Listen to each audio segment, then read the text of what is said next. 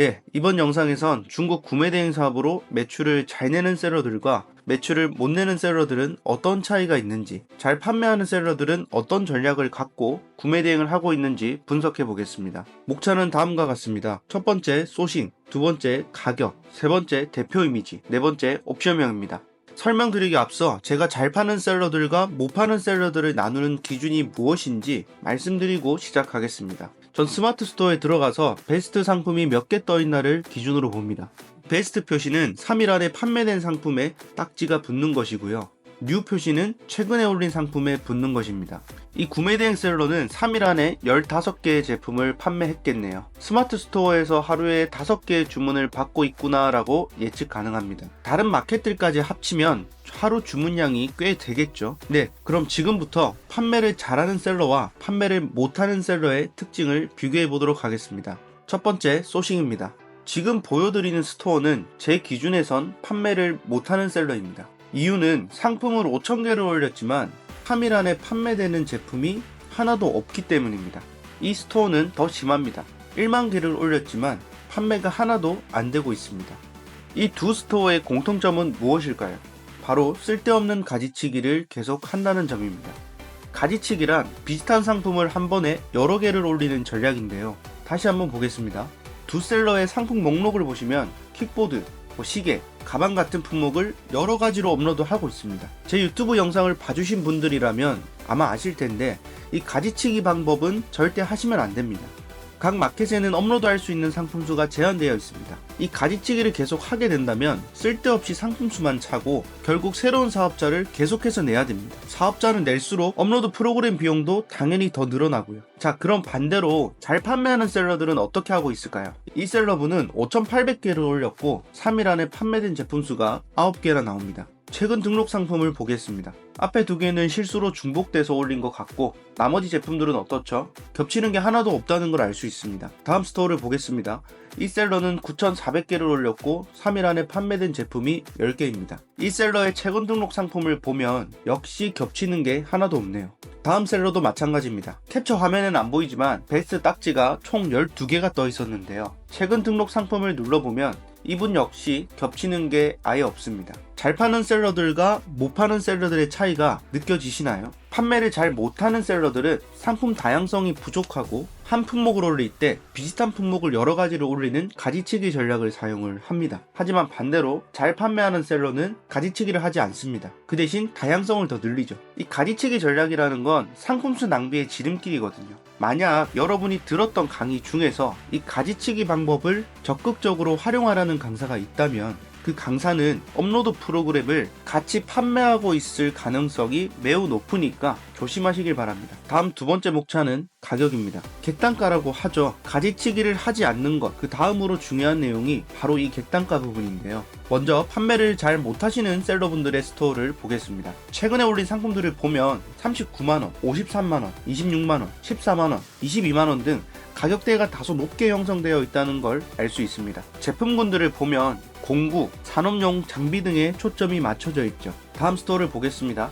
이 스토어는 가지치기를 함과 동시에 가격대가 높게 형성되어 있는 헬스 제품들을 업로드하고 있네요. 이 스토어도 마찬가지입니다. 160만원, 250만원 높은 가격대의 상품을 계속 올리고 있습니다.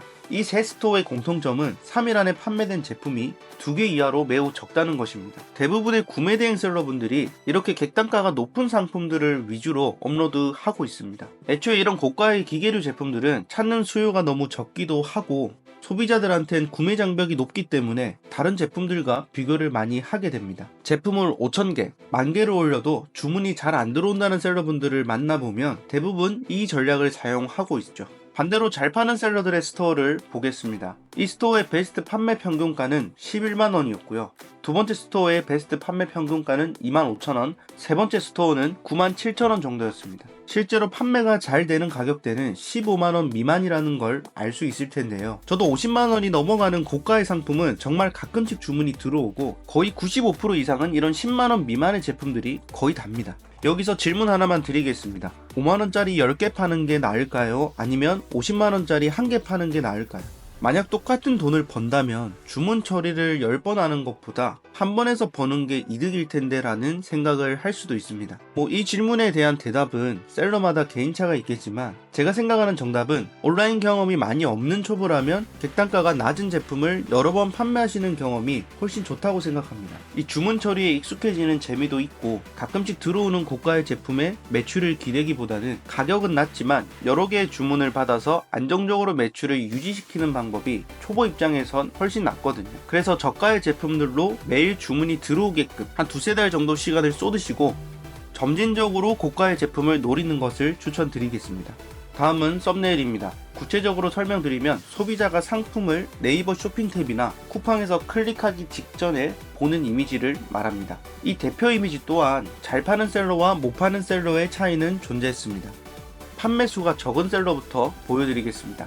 이 셀러는 약 10,000개의 상품을 올렸지만 3일 안에 판매된 제품이 딱 한 건 있는 셀러입니다.